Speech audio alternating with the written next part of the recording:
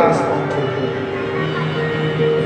आए थे वैकुंठ से, तो वैकुंठनाथ भगवान ने अपने गले की जो माला है वो दुर्वासा ऋषि को पहनाई। दुर्वासा ऋषि जैसे ही स्वर्ग में पहुंचे, इंद्र ने प्रणाम किया तो इंद्र को अपनी वो प्रसादी माला पहना दी। इंद्र ने वही माला अपने हाथी ऐरावत को पहना।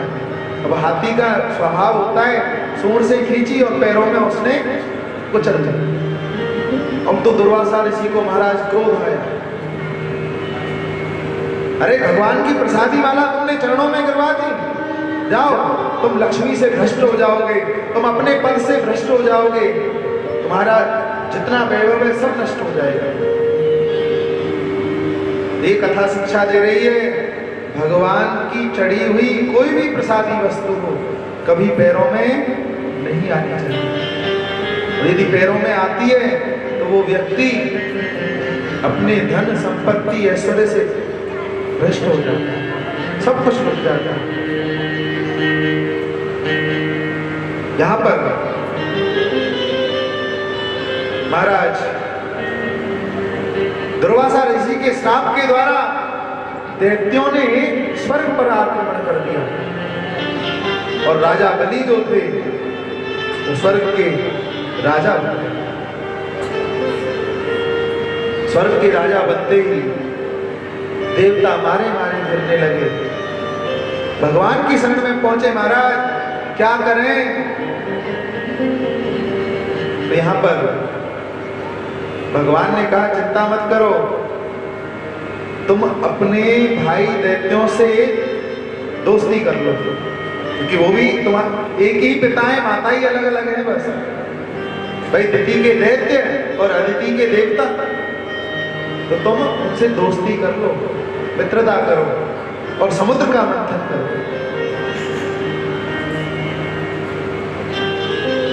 समुद्र का जब मंथन करोगे तो उसमें बड़े बड़े रत्न निकलेंगे और अमृत निकलेगा, और उस अमृत को पीने से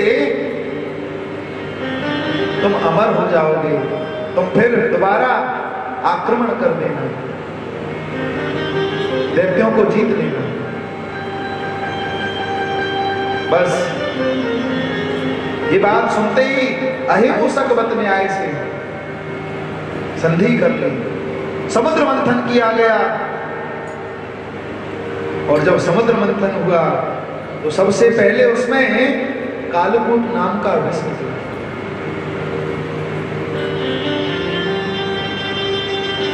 हाथ जोड़ करके देवता शंकर भगवान से प्रार्थना करने लगे कि देव देव महादेव भूतात्मन भूत भावना, हे देवादिदेव महादेव, आप देव नहीं हो, आप देवों के भी देव महादेव हो, आप कृपा करो। शंकर भगवान बोले पार्वती से, देवी ये देवता आए हैं जहर पिलाने के लिए, क्या करूं? पार्वती जी बोली, स्वामी आज हमारे बालकों पर कष्ट आया है। पार्वती जी जगदम्बा है, जगत जननी है, उन्होंने कहा आज बच्चों पर कष्ट आया है और मां मना करेगी रक्षा करने को, जाओ जहर पी लो। भगवान शंकर ने ततः करतली कृत्यम व्यापी हालाहलम, राम नाम का आश्रय लेकर के उस जहर को पिया। रा बोलते ही वो जहर भगवान शंकर के मुख में आ गए, क्योंकि तुम जब रा बोलोगे तो ऑटोमेटिक मुंह खुल जाता है। रा बिना मुंह खुले रा नहीं बोलेगा, रा मुंह, और मां जैसे ही बोलोगे अपने आप मुंह बंद हो जाए। तो राम नाम का आश्रय लेकर के शंकर भगवान ने उस हलाहल नाम के विष को धारण किया। अब तो मन में विचार करने लगे शंकर जी, यदि मैं इस विष को अंदर लेकर के जाऊंगा तो महाराज मेरे हृदय में श्री राधा गोविंद देव सरकार विराजमान है, उनको कष्ट होगा। और यदि मैं इस जहर को बाहर उगल देता हूं तो ये सारे देवता जल करके मर जाएंगे। तो उन्होंने उस विष को अपने कंठ में धारण किया और विष के जहर के प्रभाव से उनका कंठ नीला पड़ गया और शंकर भगवान का नाम हो गया कि नीलकंठ महादेव की।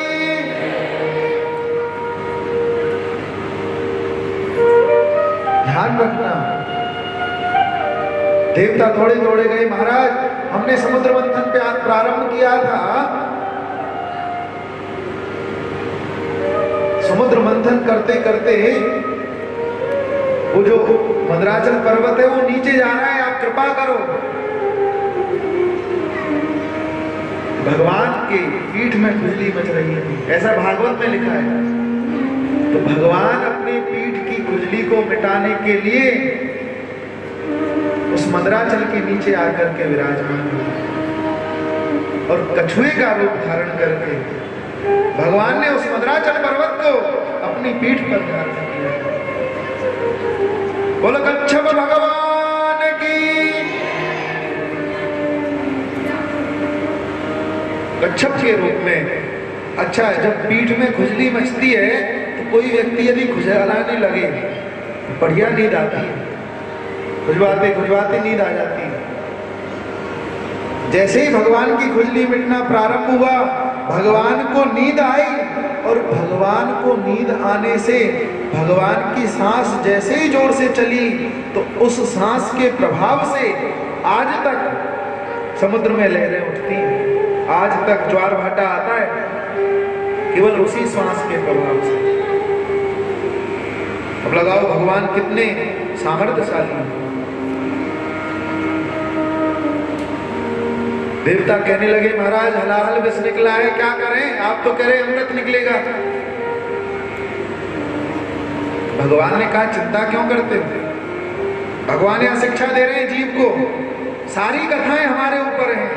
व्यक्ति जब कोई काम करता है, उस काम करने में उसको यदि शुरुआत में सफलता ना मिले तो उसको हारना नहीं चाहिए, उसको लगे रहना चाहिए, और ज्यादा मेहनत करनी चाहिए।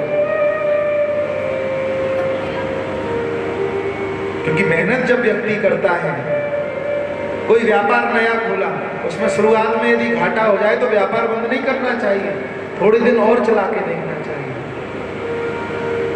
कि जिससे आगे समय अच्छा आ जाए और शायद व्यापार और अच्छा चलने लगे।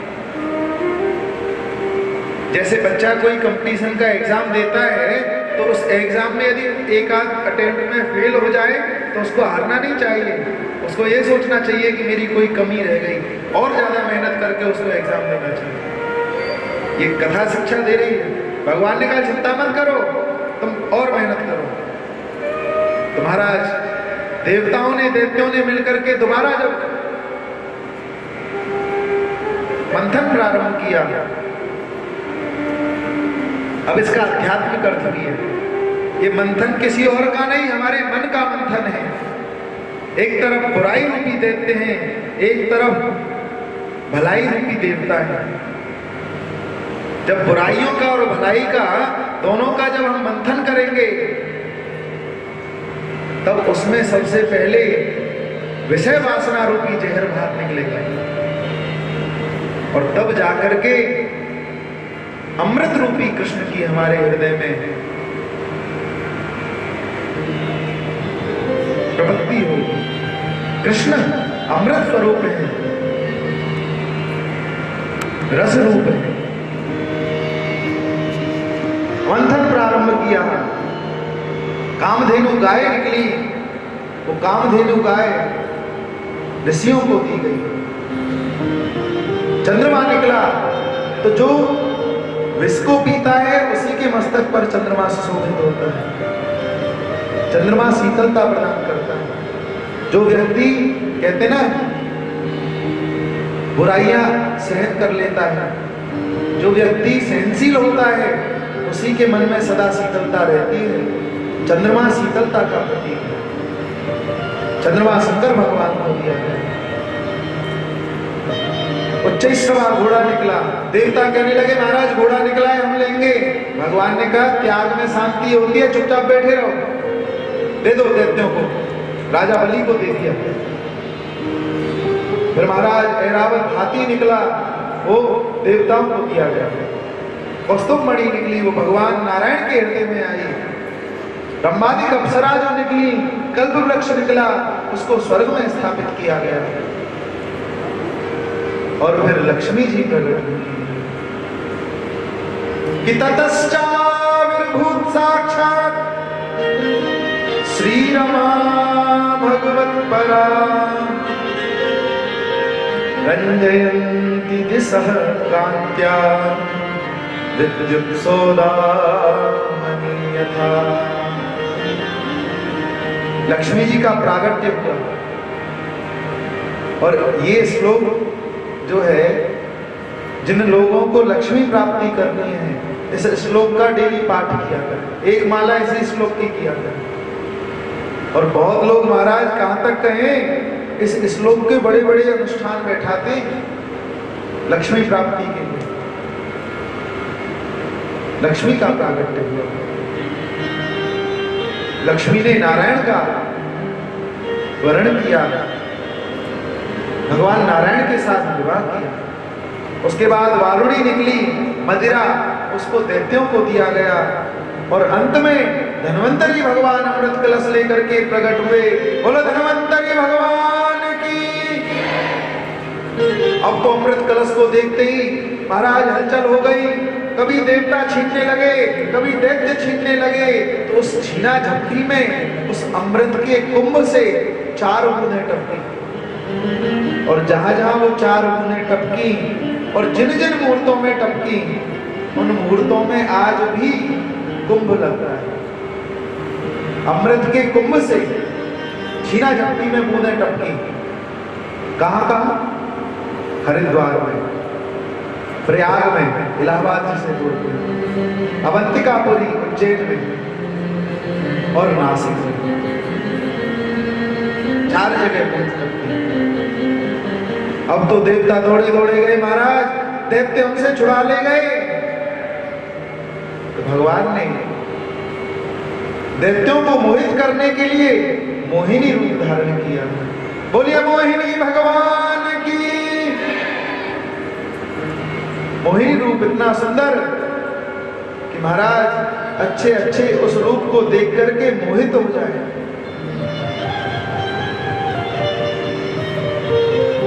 मोहिनी रूप धारण करके देवताओं को अमृत पिलाया।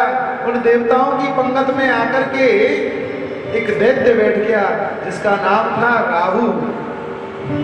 सूर्य और चंद्रमा के बीच में बैठा हुआ था। उन्होंने कह दिया महाराज ये दैत्य है।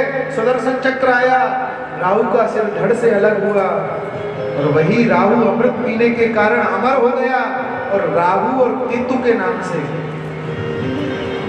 देवताओं के साथ बैठा, देवताओं की संगत करी।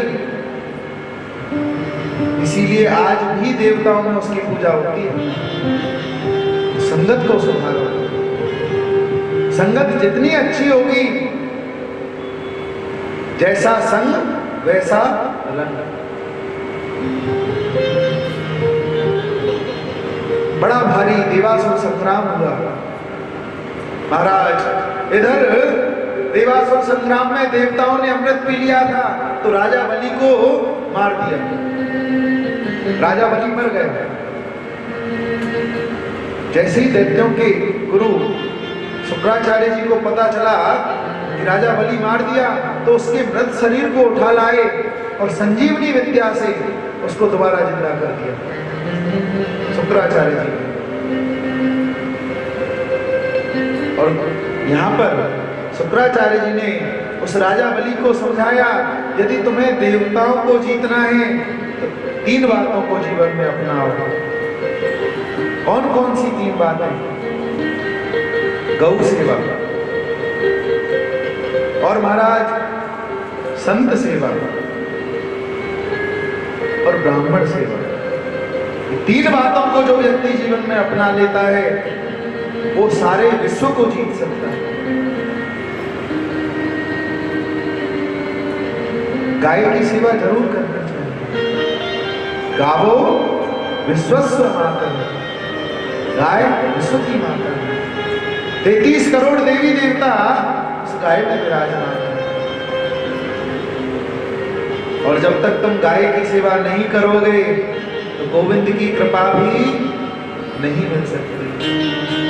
अरे जिनका नाम ही गोपाल है, क्योंकि भगवान कृष्ण की भी जो इष्ट है, मेरे गोविंद की भी जो इष्ट है, हम गोविंद को पूजते हैं और गोविंद गौ माता को पूजते हैं। गायन के हित गिर कर ले धारो है। गिरिराज पर्वत को धारण किया कन्हैया ने गौ माता की रक्षा के लिए। गौ सेवा जरूर करनी चाहिए। बोले महाराज कहां करें, आजकल ग्रेनाइट लग जाता है, उसमें गाय माता कहां से रहे।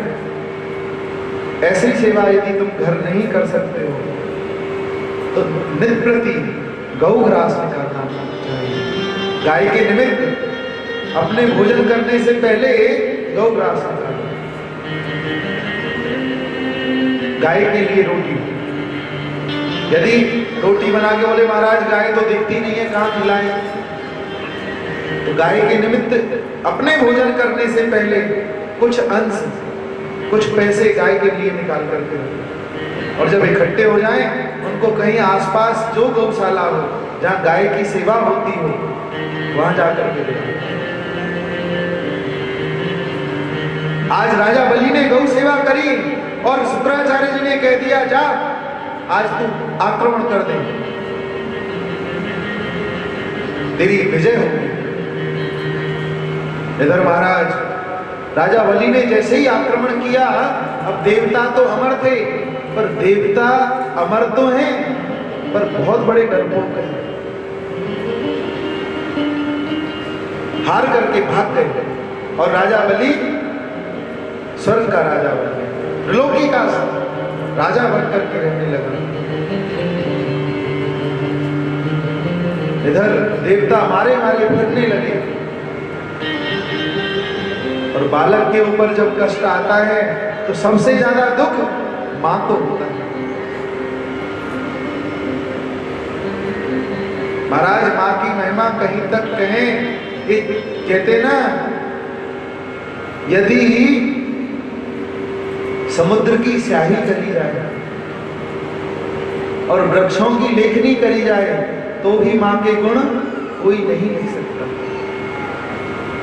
आज माता अदिति के मन में विचार आया कि मेरे पुत्रों के ऊपर संकट आया है, अरे इनको सुख कैसे मिले, तो अपने पति के पास गई, कश्यप ऋषि से जाकर के कहने लगी कि मुझे ऐसा पुत्र चाहिए जो दैत्यों के ऊपर विजय प्राप्त करे।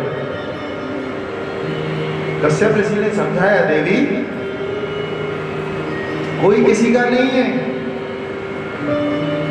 क्वदेहो भौतिको नात्मा क्वचात्मा प्रकृति पर कस्य के पति पुत्राद्या मोह एव ही कारण। केवल ये मोह है, माया है, कोई किसी का पुत्र नहीं, कोई किसी की संपत्ति नहीं। भगवान मुझे पुत्र चाहिए, मुझे उपेंद्र चाहिए, इंद्र का छोटा भाई। तो यहां पर पयोव्रत बताया कश्यप ऋषि ने। मां, कश्यप ऋषि बता रहे हैं कि तुम पयोव्रत करो। देवी, फाल्गुन कृष्ण पक्ष की, शुक्ल पक्ष की प्रतिपदा से लेकर के जो होली से पहले 15 दिन रहते हैं, अमावस्या से अगले दिन प्रतिपदा से लेकर के केवल गौ माता के दूध का पान करना, केवल दूध पीना है। और सुबह ब्रह्म मुहूर्त में उठ करके पति पत्नी को किसी तीर्थ में, किसी नदी में स्नान करके यज्ञनारायण भगवान की तपस्या करनी चाहिए। और ये 12 दिन का केवल दूध ही पीना रहता है उसमें, 12 दिन का व्रत होता है। और बहुत लोग ऐसे हैं उदाहरण में, जिन लोगों ने ये पयोव्रत किया उनके ठाकुर जी की कृपा से संतान की प्राप्ति हुई। पयोव्रत में यज्ञनारायण भगवान की दंपति दोनों 12 दिन तक पूजा करते हैं। यज्ञेश यज्ञ पुरुषाच्युत तीर्थपाद तीर्थ श्रवण मंगल नामधेय। और महाराज जब अदिति माता ने ये व्रत किया तो जैसे ही द्वादशी तिथि के दिन पूर्णाहुति हुई तो उसी यज्ञ के प्रभाव से, उसी व्रत के प्रभाव से भादव के महीने में शुक्ल पक्ष की द्वादशी के दिन अदिति माता के गर्भ से श्री वामन भगवान का प्रागट्य हुआ। बोलिए वामन भगवान की। तम बटुम वामनम दृष्टा मोदमाना महर्षय कर्माणि कारयामास पुरस्कृत्य प्रजापति। इतना सुंदर स्वरूप है वामन भगवान का। छोटे छोटे चरण हैं, छोटे छोटे हाथ हैं, छोटा सा मुखारविंद है, 4 अंगुल का वामन भगवान का पेट है, मोती जैसे दांत हैं, कंठ जैसी ग्रीवा है, बिंबाफल जैसे होठ हैं। माता अदिति ने वामन भगवान को लंगोटी पहनाई है, कौपी धारण कराई है। बृहस्पति जी ने आकर के वामन भगवान को जनेऊ धारण कराया है। दिशाओं के स्वामी ने जगतपति को छत्र समर्पित किया है। ब्रह्मा जी ने आकर के वामन भगवान को कमंडल दिया है। सप्त ऋषियों ने आसन दिया है। और महाराज उमा देवी ने, पार्वती जी ने उनके कमंडल में भिक्षा दी। और जब भिक्षा होती है तो सबसे पहले भिक्षा किसको दी जाती है? अपने गुरु को। तो यहां पर महाराज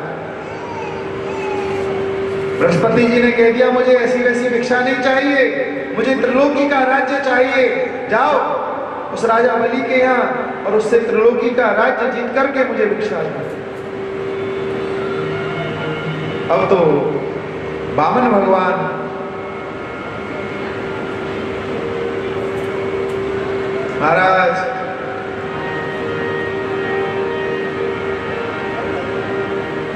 वामन भगवान की छवि कैसी है? हमारे नंद नंदन श्याम सुंदर ही वामन बन करके आए, क्योंकि जितने भी अवतार हैं वो कृष्ण से ही प्रकट हुए हैं।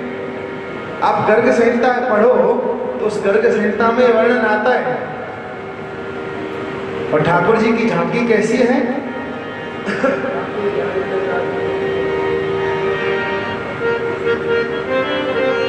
मोटे मोटे नैन लेकर के वामन भगवान आ रहे हैं। साक्षात मानो कृष्ण ही वामन बन करके आ रहे हैं।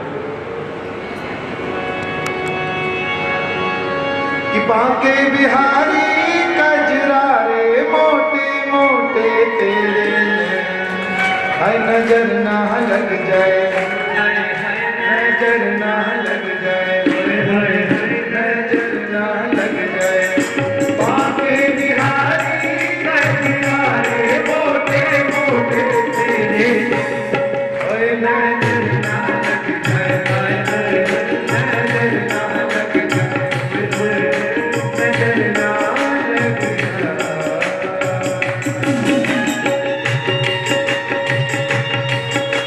वामन भगवान की जय हो।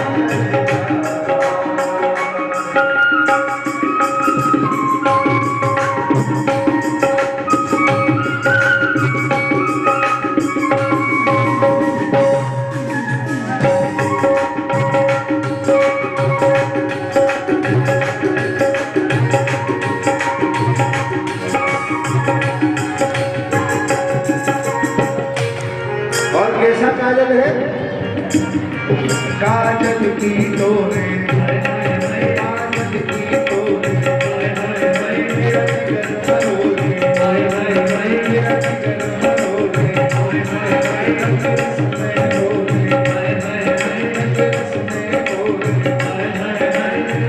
मैं तुम्हारी कजलारे मोटे मोटे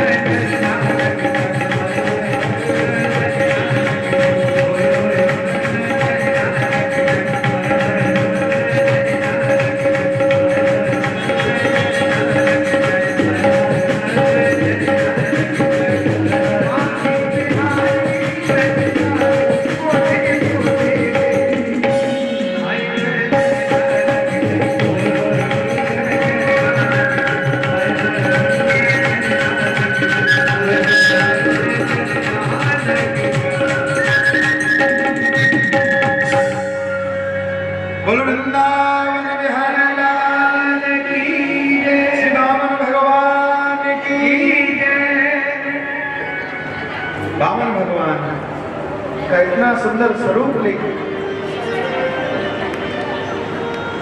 चिंता मत करो, आज पूरा दिन नाचने में ही जाने वाला है। अभी तो ये केवल कहते ना प्रैक्टिस है, अभ्यास में चल रहा है।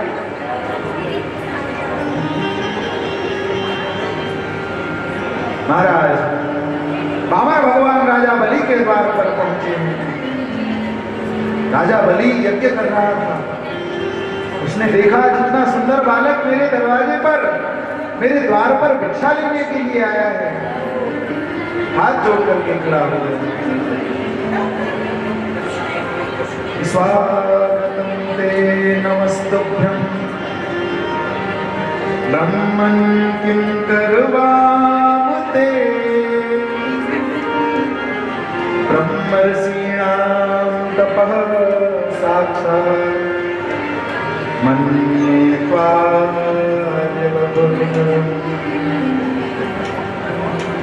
आज मेरा सौभाग्य है, आज मेरा कुल पवित्र हो गया, मेरे पितर तृप्त हो गए।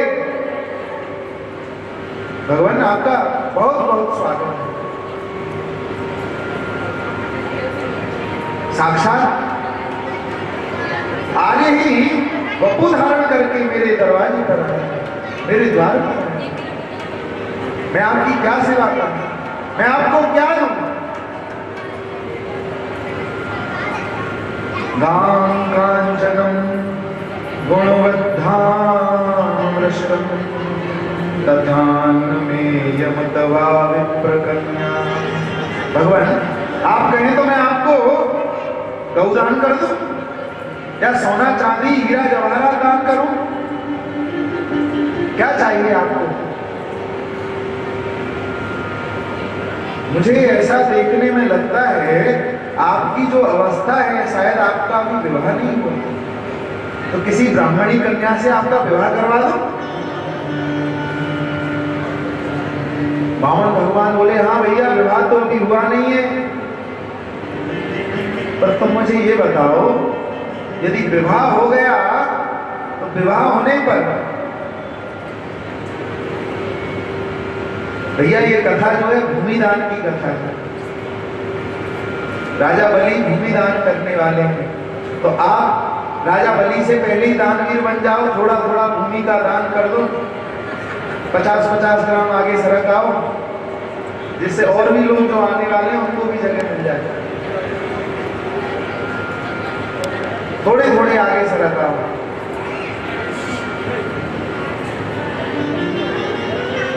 महाराज वामन भगवान कहने लगे कि भैया अभी तो मैं अकेला हूं, यदि बारिश आती है तो छत्ता तान लेता हूं, इसी के नीचे सो जाता हूं, छोटा सा आसन है उसको बिछा के उसके ऊपर सो जाता हूं, प्यास लगती है कमंडल में से पानी पी लेता हूं। यदि विवाह हो गया तो श्रीमती जी कहाँ रहेंगी? राजा कहने लगा, अरे चिंता क्यों करते हो, मैं तुम्हें सोने का महल बनवा करके दान कर दूंगा। तो वामन भगवान कहने लगे, जब महल मिलेगा, ब्राह्मणी भी मिल जाएगी, तो फिर बाल बच्चे तो होंगे ही 10-5 कम से कम। राजा बलि कहने लगा, महाराज 10-5 होंगे ये तो आप जाने कितने करोगे, हमें क्या पता। बोले, यदि उन 10-5 बालकों में से कोई एक यदि मर गया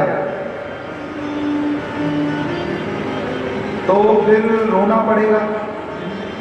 राजा बलि बोला, महाराज ये भी आप बड़े भोले हैं। अरे जब कोई बालक मर जाएगा तो आपको ही रोना पड़ेगा, कोई मैं रोने के लिए कोई किराए पे थोड़ी लेके आऊंगा किसी को, आपको ही रोना पड़ेगा। तो वामन भगवान कहने लगे, जिस काम को करने से रोना पड़े वो काम करना ही नहीं है। तो महाराज क्या सेवा करूंगा आप बताइए। तो यहां पर वामन भगवान कहने लगे, पदानि त्रीणि दैत्येन्द्र संहितानि पदानि। अरे राजा बलि, मैंने सुना है तुम्हारे पिता विरोचन बहुत बड़े दानी थे, तुम्हारे बाबा प्रहलाद बहुत बड़े दानी थे, और तुम्हारे पर बाबा हिरण्यकशिपु वो तो बहुत ही बड़े दानी थे। तो तुम यदि दानी हो तो इसमें कोई बड़ी बात नहीं है। अरे तुम्हारा तो पूरा परिवार, कुल खानदान दानियों से भरा हुआ है, और बड़ों के पूर्वजों के गुण तो बालकों में आते ही हैं। क्या सेवा करना है? बोले, मुझे बस 3 पग पृथ्वी चाहिए। यहां पर राजा बलि कहने लगा, महाराज नाम भी वामन है और तुम्हारी बुद्धि भी वामनी है, वामनों के जैसी बुद्धि है। क्योंकि प्रथम बुद्धि बानिया, दूसर बुद्धि जाट, तुर्क बुद्धि तुर्कणा, वामन चौपट पाट। सबसे ज्यादा बुद्धि पता है किसमें होती है? बनिया में। बनिया ही पैसा कमाना जानता है महाराज।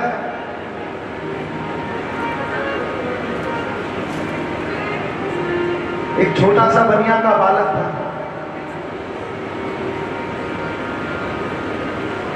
तो कहीं पर जा रहा था तो उसको एक मरी हुई चुहिया मिल गई। तो उस चुहिया को ही उठा के चल दिया। बोले, इस चुहिया से कैसे पैसा कमाया जाए, मरी हुई चुहिया, उससे क्या पैसा कमाएगा। पर महाराज आगे जाकर के उसने देखा कि एक सेठ जी की पुत्री रो रही थी। भीड़ लग रही थी, क्यों रो रही है जी? बोले, इसलिए रो रही है कि इसकी बिल्ली अभी भूखी बैठी है, बिल्ली को कुछ खाने को मिला नहीं सुबह से, इसलिए बेटी रो रही है। बनिया का बेटा सुन रहा था खड़ा कर। बोले, काम आ गई। अरे वो चुहिया जो मैंने मरी हुई उठाई थी उसी को ला के दे दिया, लो बिल्ली की भूख मिटाओ। बिल्ली उस चुहिया को खा गई। बिल्ली खुश हो गई, और उस बिल्ली को खुश देख करके उसकी बेटी, सेठ जी की बेटी खुश हो गई। सेठ जी ने कहा, भैया तुम बड़े दिमागदार हो, अरे तुमने इतनी देर से मैं अपनी बेटी को मना रहा था तो मान नहीं रही थी, तुमने मेरी बेटी को मना लिया। उस सेठ जी ने उस बालक को गिफ्ट के रूप में इनाम दिया, ले मेरी तरफ से ये इनाम है, रख ले। तो उस मरी हुई चुहिया से भी बनिया के बेटा ने पैसा कमा लिया। तो व्यापार करना बनिया जानता है बस। इसीलिए प्रथम बुद्धि बानिया, मध्यम बुद्धि जाट, और तुर्क बुद्धि तुर्कणा, वामन चौपट पाट। वामनों में बुद्धि होती नहीं है। राजा बलि कहने लगा, महाराज अरे मैं त्रिलोकी का राजा और तुम मुझसे 3 पग पृथ्वी मांग रहे हो। बोले बस 3 पग चाहिए, संकल्प लो। जैसे ही संकल्प के लिए जिद करने लगे वामन भगवान, तो यहां पर शुक्राचार्य जी कहने लगे, राजन ये वामन नहीं है ना त्रेपन है, ये साक्षात विष्णु उन देवताओं के काम को बनाने के लिए आया है। ऐसवे रोचने साक्षात भगवान विष्णुरप्यय कश्यपादिते जातो देवानां कार्य साधक। अरे ये देवताओं के कार्य को साधने के लिए कश्यप और अदिति से ये प्रकट हुआ है वामन बन करके। ये नारायण ही वामन बन के आया है, तुम इसको मना कर दो, मुझे नहीं देना। राजा कहने लगा, गुरुजी मैंने संकल्प ले लिया है, अरे मन ही मन मैंने इनको दान करने का संकल्प ले चुका हूं। तो शुक्राचार्य जी कहने लगे झूठ बोल दो। तो यहां पर जैसे ही कहा झूठ बोल दो, बोले महाराज मैं झूठ कैसे बोल सकता हूं। तो शुक्राचार्य जी नीति की बात कह रहे हैं कि सुनो, 8 जगह झूठ बोलने में पाप नहीं लगता। 8 जगह ऐसी है जहां झूठ बोलो तो पाप नहीं लगेगा। कौन कौन सी? स्त्रीसु नर्म विवाहे च यद्यर्थे प्राण संकटे गौ ब्राह्मणार्थे हिंसायां नान्यतम स्यात् जुगोप्सितम्। स्त्री से झूठ बोलने में पाप नहीं लगता। सब माताएं सोच रही होंगी वो कानाफूसी करने लगी हैं, स्त्रियों से महाराज हमारे पतियों को क्या पढ़ा के जा रहे हैं, स्त्रियों से झूठ बोलने में पाप नहीं लगता। कोई रहस्य की बात हो, अधर्म की बात नहीं कि तुम अधर्म करते जा रहे हो और स्त्रियों से छुपा रहे हो। कोई रहस्य की बात हो, वो स्त्रियों से छुपाना चाहिए, क्योंकि स्त्रियों के मन में कोई बात बचती नहीं है। इनका दोष नहीं है, इनको श्राप लगा हुआ है युधिष्ठिर जी का। जब महाभारत का युद्ध हो गया था, तो युद्ध होने के बाद राजा युधिष्ठिर जब पिंडदान करने लगे सबका, कौरवों का, तो कुंती माता कहने लगी, बेटा तुम सबका पिंडदान कर रहे हो, एक पिंड कर्ण के नाम से भी दान कर दे। युधिष्ठिर जी बोले, माता अरे कर्ण हमारी ना जाति का, ना हमारे कुल का, ना खानदान का, हम उसके नाम का पिंडदान क्यों करें। माता कुंती के नेत्रों से अश्रु प्रवाह होने लगे। बेटा मैंने एक रहस्य तुमसे छुपाया, कर्ण कोई और नहीं, कर्ण तुम्हारा बड़ा भाई था। युधिष्ठिर जी ने कहा, माता तुमने इतना बड़ा रहस्य हमसे छुपाया। कर्ण हमारा भाई था, यदि तुम जीते जी उस बात को हमें बता देती तो हम कर्ण के दास बन करके रहते, ना ये महाभारत का युद्ध होता, ना इतने कौरव मारे जाते। तुमने इतना बड़ा रहस्य छुपाया, मैं श्राप देता हूं तुम्हें कि आज से किसी स्त्री के हृदय में कोई बात नहीं रह सकती, कोई रहस्य की बात छुप नहीं सकती। इसीलिए तुम स्त्रियों को झूठ भी यदि बोलो, कोई रहस्य की बात यदि छुपानी हो, तो वहां झूठ बोलने में पाप नहीं लगता। बात बताने वाली हो बताओ, तुमने बात यदि बता दी और बात बता करके तुमने ये कह दिया कि किसी को बताना मत, तो ज्यादा बड़ी गलती करते हो। बात बताई कोई बात नहीं, पर तुमने कह दिया ना किसी को बताना मत, ये बात तो वो उसके पेट में दर्द होता है, कैसे बताऊं। तो आजकल हेलो हेलो आज तक से भी तेज चलती है माताएं। एक बात जैसे ही बताई वो अपनी बहन को फोन करेगी, बहन दूसरी बहन को करेगी, एकदम बात कहते ना बात का बतंगड़ बन जाता है। तो इसलिए स्त्री सु नर्म, नर्म कहते हैं हंसी मजाक, हंसी मजाक में झूठ बोलने में पाप नहीं। विवाहित किसी कन्या का यदि विवाह झूठ बोलने से हो रहा है, तुमसे कोई पूछे महाराज हम विवाह करना चाह रहे हैं, उनकी बेटी कैसी है, अब चाहे बेटी कितनी भी लंका क्यों ना हो, कितनी भी लड़ाकू क्यों ना हो, यदि तुम्हारे झूठ बोलने से उस कन्या का विवाह यदि हो रहा हो, तो वहां झूठ बोलने में पाप नहीं लगता। स्त्रीसु नर्म विवाहित यद्यपि, व्यापार में झूठ बोलने में पाप नहीं लगता। व्यापार में झूठ नहीं बोलेंगे तो काम कैसे चलेगा। पर झूठ कितना, ये ध्यान रखना, ये एग्जेम्पशन नहीं है, झूठ भी उतना जितना तुम्हारा दाना पानी चलता है। ये नहीं कि तुम अनीति का बेईमानी का धन कमाते रहो झूठ बोल बोल के, कभी नहीं। उतना झूठ जैसे आटे में नमक तो मिला सकते हैं, पर नमक में आटा नहीं मिला सकते। स्त्री सु नर्म विवाहित व्यत्यर्थे, व्यापार में प्राण संकट, कहीं प्राण संकट में फंस जाए तो वहां झूठ बोलने में पाप नहीं। और तुम्हारे झूठ बोलने से यदि गौ और ब्राह्मण की रक्षा हो रही हो, उसकी हत्या होने से रुक रही हो, तो वहां झूठ बोलने में पाप नहीं लगता। भागवत जीवन जीना सिखाती है, इसको सुनो तो सही, एक बार बैठो तो सही यहां करके। भागवत ये नहीं कहती कि तुम अपने व्यापार को चौपट करके बैठ जाओ, भजन में लग जाओ।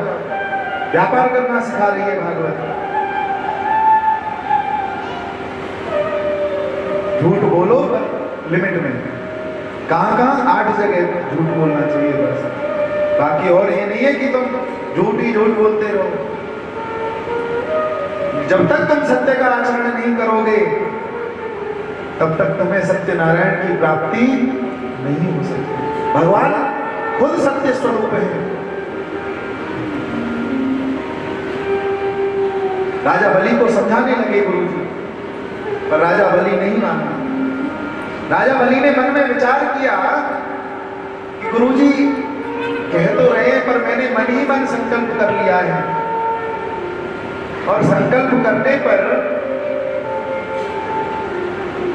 यदि मैं अपने वचन से हटता हूं तो मुझे पाप लगेगा। कि व्यक्ति कभी कोई संकल्प कर लेता है और उस संकल्प को पूरा नहीं करता तो उसको नरक में जाना पड़ता है।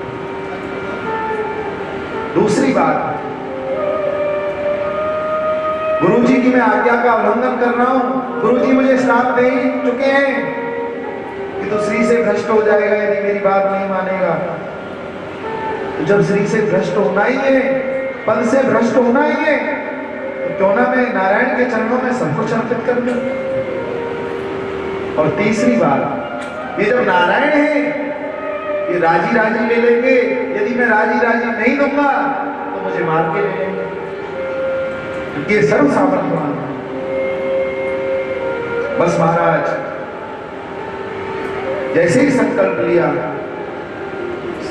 ये भागवत में कथा नहीं है, विष्णु पुराण में कथा आती है कि जैसे ही संकल्प लेने को हुए, तो विष्णु पुराण की कथा है, शुक्राचार्य जी उस कमंडल की नली में आकर के बैठे।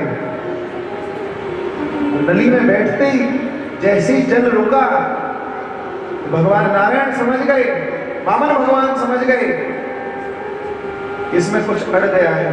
सीख लेकर के जैसे ही नली में मारी, हमारा शुक्राचार्य जी की एक आंख गोविंदाय नमो नमः। फूट गई। भगवान शिक्षा दे रहे हैं कि सबको एक दृष्टि से देखो, समभाव से। जहां समदृष्टि नहीं है वहां परमात्मा की प्राप्ति नहीं हो सकती। यहां पर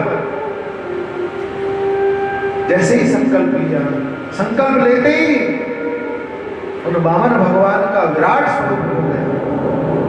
अनंत आकाश में उनका सिर दिखने लगा। जो चरण है पाताल में। महाराज राजा बलि जो है इतना बड़ा दानी है, उसने मन में विचार किया यदि मैं अश्रद्धा कर देता हूं तो अश्रद्धा से दिया गया दान किसी काम का नहीं होता। अश्रद्धा पूर्वक कभी दान नहीं करना चाहिए। जितनी सामर्थ्य है उतना दान करो। यहां पर महाराज विराट भगवान का जैसे ही विराट स्वरूप हुआ, वामन भगवान जैसे ही पहले पग में नीचे के 7 लोग नापे, दूसरे पग में ऊपर के 7 लोग जैसे ही नापे, ब्रह्मा जी के ब्रह्मलोक में जैसे ही भगवान का चरण गया तो ब्रह्मा जी ने भगवान के चरणों को धोया और चरणों को धो करके जो चरणामृत था वो अपने कमंडल में रखा। वो चरणामृत कोई और नहीं, साक्षात गंगा मैया ही वामन भगवान के चरणों से चली। गमयति प्रेषयति सर्वान विष्णु लोकान इति गंगा। और जो उस चरणामृत गंगा का जो आश्रय ले लेता है वो अपने उद्गम स्थान भगवान के चरणों तक उसको पहुंचा देता है। वही कमंडल का जल गंगा मैया के रूप में बोल गंगा मैया की। समजल बिंदु कमंडल राखो। कमंडल का जल ही गंगा बन करके प्रकट हुआ। अब तीसरा चरण कहां रखा जाए? राजा बलि को गरुड़ पास में बांध करके पटक दिया गया। पूछा, राजा तुझे बड़ा अभिमान था कि मैं त्रिलोकी का राजा हूं, अब बता कहां रखूं? अब तो राजा बलि ने हाथ जोड़ करके कहा, भगवान मुझे एक बात बताइए कि धन बड़ा होता है या धन का मालिक बड़ा होता है? तो यहां पर वामन भगवान कहने लगे कि राजन, धन से धन का मालिक 10 गुना बड़ा होता है। राजा बलि हाथ जोड़ करके कहने लगा, भगवान अब तक आपने मेरा धन नापा है, धन का मालिक आपके सामने खड़ा हुआ है, आप तीसरा चरण मेरे मस्तक पर दो कि करो मृदम तन्न भवेत् प्रलंबनम पदम तृतीयम पुरुषीस में निदम। आप अपना तीसरा चरण मेरे मस्तक पर बदलाओ। वामन भगवान के नेत्रों से अश्रु प्रवाह होने लगे। अरे बलि, मैं तुझे ठगने के लिए आया था पर आज तुमने मुझे ठग लिया। चुप हो गए वामन भगवान। और संत यहां तक कहते हैं कि वामन भगवान का तीसरा चरण राजा बलि के सिर तक पहुंचा ही नहीं, केवल पीठ तक पहुंच करके रह गए। महाराज राजा बलि की पत्नी आई, आकर के वामन भगवान की प्रार्थना करते हैं,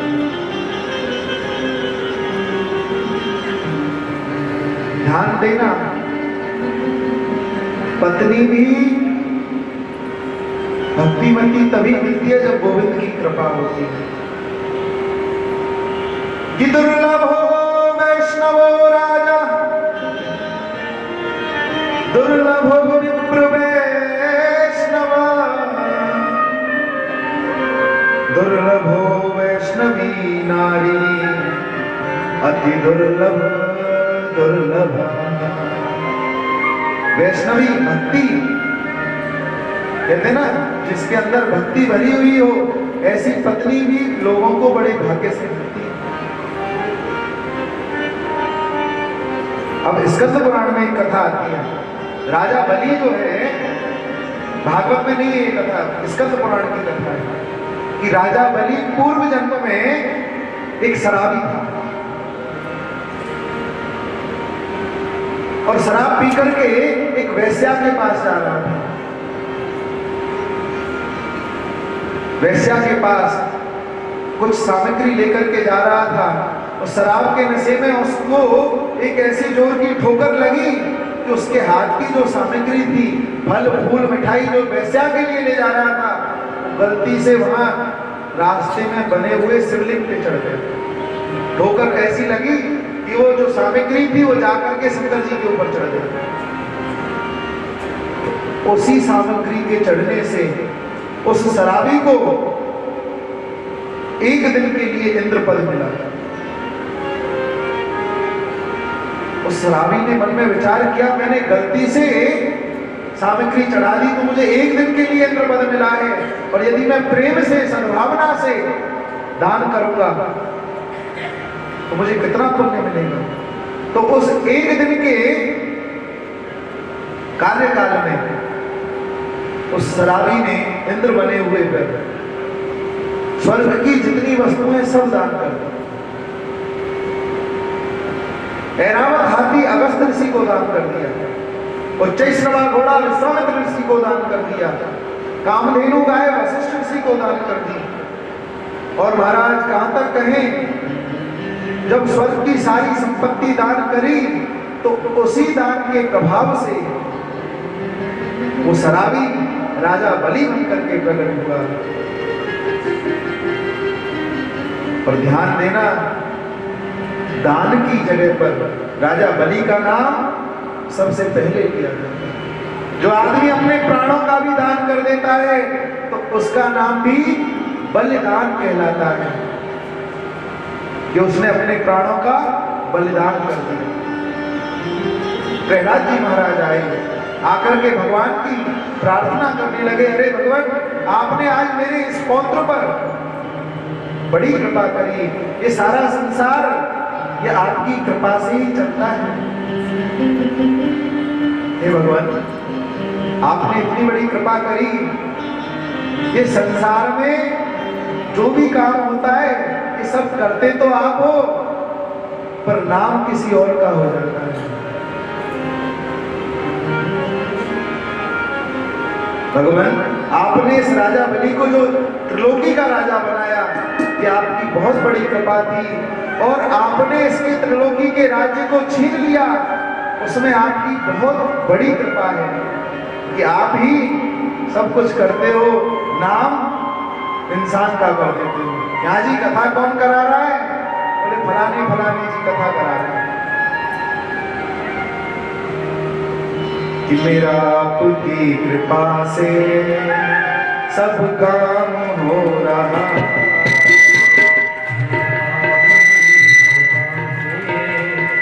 सब काम हो रहा, मेरा आपकी कृपा से सब काम हो रहा, मेरा आपकी कृपा से सब काम हो रहा।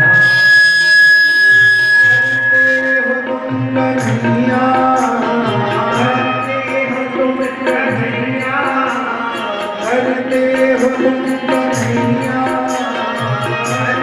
हो तुम कन्हैया, मेरा नाम